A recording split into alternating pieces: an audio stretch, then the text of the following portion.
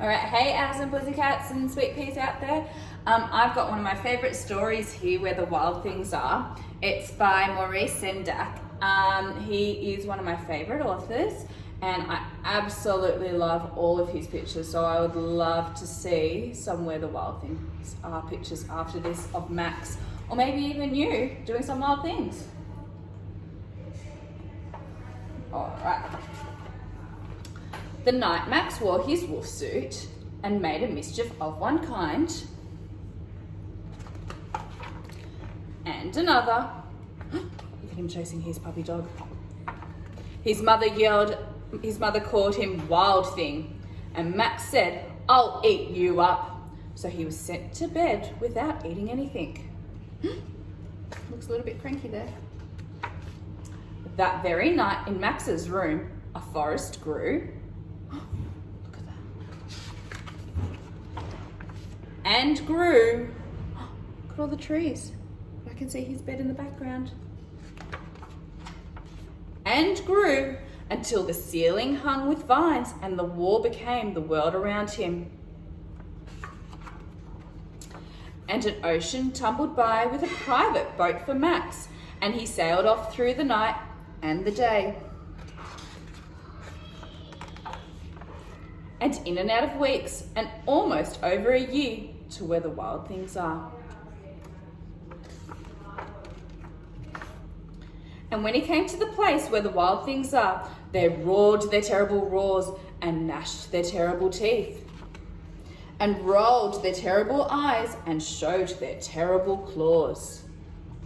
Till Max said, "Be still," and tamed them with a magic trick of staring into their yellow eyes without blinking once, and they were frightened and called him the most wild thing of all, and made him the king of all wild things. "And now," cried Max, "let the wild rumpus start." Wonder what they're going to get up to. Look at all their crazy antics that they're getting up to. Swinging off trees.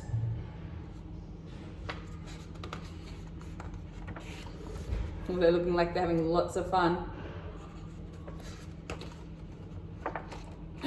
"Now stop," Max said, and sent the wild things off to bed without their supper. And Max, the king of all wild things, was lonely, and he wanted to be where someone loved him best of all. Then from far away across the world, he smelled good things to eat. So he gave up being king of all where the wild things are. I wonder what yummy things you like to eat that your mummies and daddies cook you. But the wild things cried, "Oh, please don't go, we'll eat you up, we love you so." But Max said no.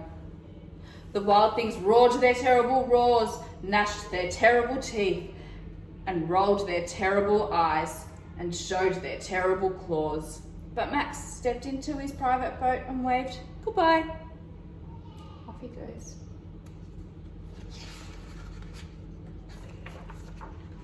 And sailed back over a year, and in and out of weeks, and through a day, and into the night of his very own room, where he found his supper waiting for him.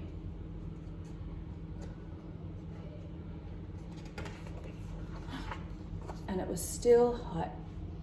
Enjoy, guys.